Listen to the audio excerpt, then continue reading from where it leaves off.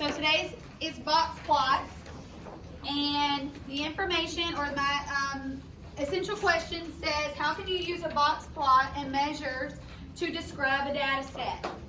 So a box plot is going to look like a box when we are done. So the first thing, we have a lot of vocabulary that goes with chapter 16, or with this chapter that deals with data. So it's a lot that's new to you. We got to know these vocabulary words. So a box plot shows how the value in a data set are spread. A box plot is not going to give us every single piece of data. If we were to just look at it, we're not going to be able to see every single piece of data. It just shows us how it's spread. The next thing is a lower quartile, and that's the median of the lower half of the data. The upper quartile is the median of the upper part of the data.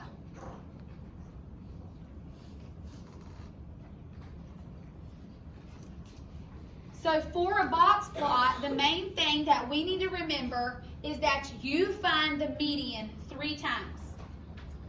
You find 3 different medians, but you're finding the median 3 times. And remember that median is ordering your numbers from least to greatest. So this section right here is going to sound a little confusing, but I'll show you how to do it on the back, how to actually create your box plot. So just try to keep up with me. First thing is you are going to order the data from least to greatest.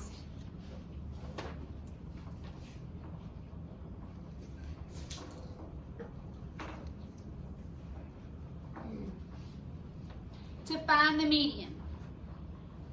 So you have to find the median. Then you find the median of the lower quartile by splitting the set in half. So once you find your median, you find the median of the lower half. Then you find the median of the upper quartile. So then you do the upper half and find its median. You're going to draw a number line.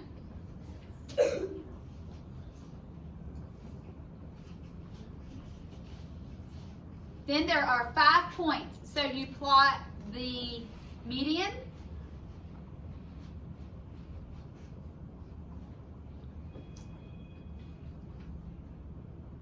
lower and upper quartile, and the least and greatest value. So there are 5 points. There ends up being a total of 5 points on your box plot. Number 6 says you're going to use the line segment to connect the least value and the lower quartile, and another line segment to connect the greatest value to the upper quartile.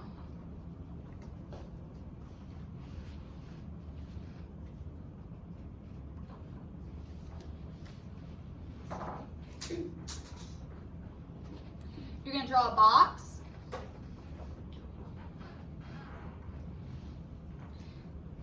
To connect the lower and upper.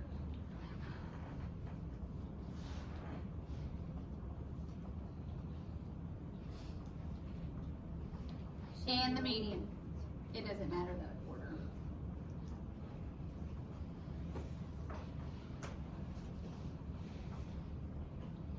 Again, I know that section seems like a lot, but that's if you get confused when you start drawing it, you can come back to these notes and it will tell you the order of how to do it. Now, your interquartile range is another piece of vocabulary that we need to know. An interquartile range, also known as the IQR. Interquartile. N-I-N. I want you to write range in the box.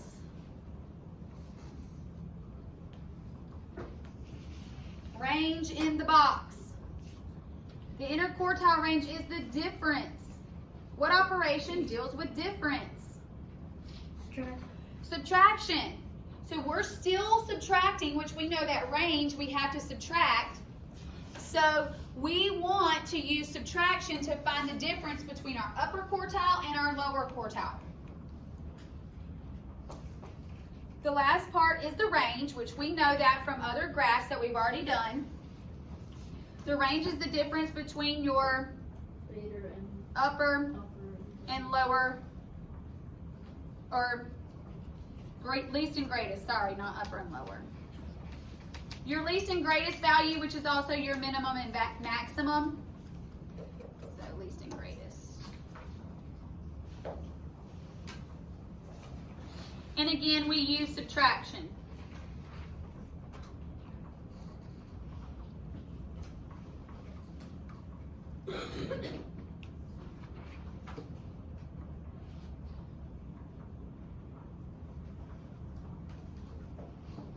So let's look on the back, and that's going to be our first example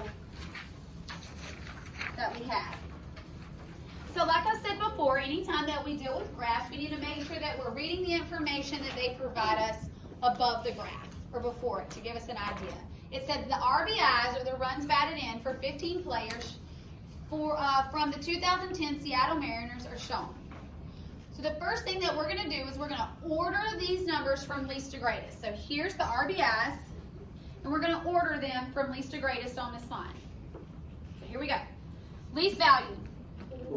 4. And again, cross them off as you use them.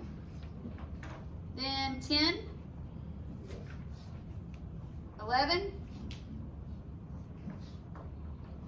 13, 14, 20, 15. Oh, there's 15, thank you. 15, then 25. Then 29,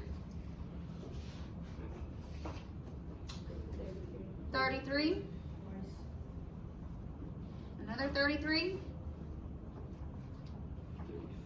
35, 43,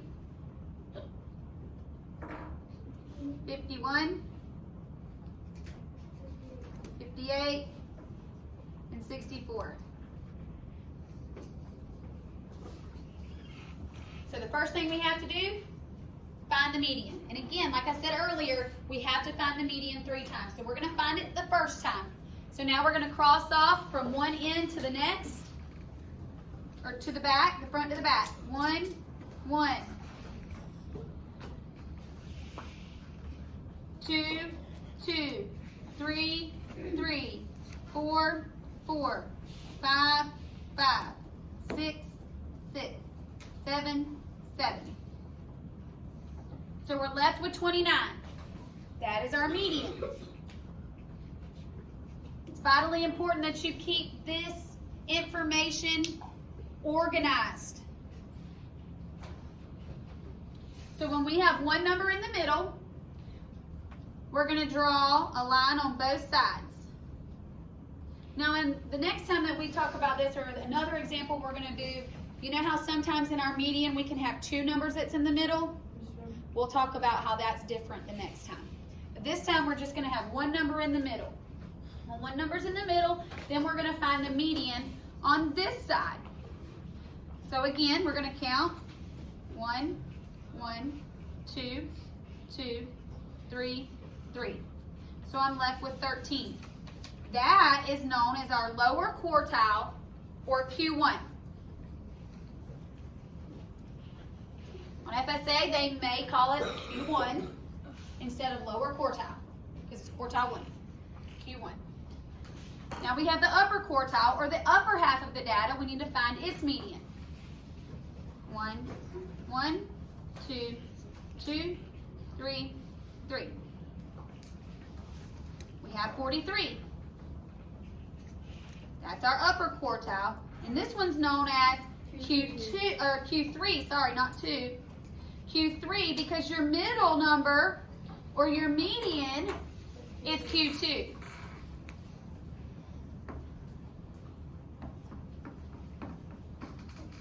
Are we gonna do like the ends? Yeah, just a second, we're not done. Okay, so a box plot is going to have five different points. Currently we have 3. We have our median, we have our lower quartile, and we have our upper quartile. We also need the lowest value and the highest value, which is also known as our minimum or our maximum or our lower extreme or our upper extreme. When we talk about extremes, we got to know our very lowest and our very highest. So we have the number 4 as our lowest extreme or our lowest value, and 64 as our highest value. So when we go to graph these, now we have 5 points, and we're going to need to make sure that we put our dots pretty high above this line. So 4, it's going to fall right here. And I have 13. And 29. 43. About 15. We don't want 15's not on there, buddy. Yeah. Okay, remember, only the ones that we circled. And then 64.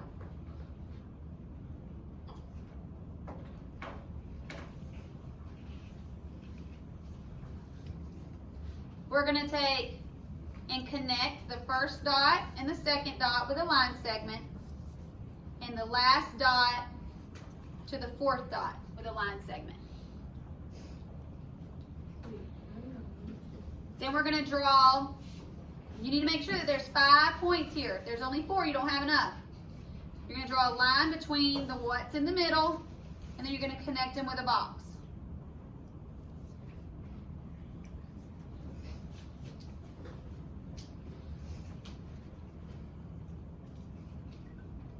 This is how you create a box plot.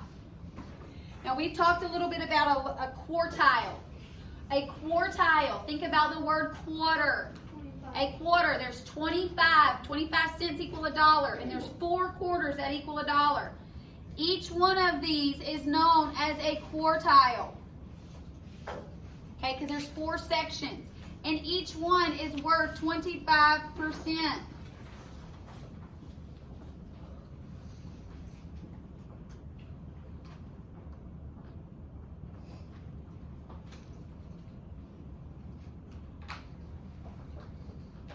Now that's 25% of the data.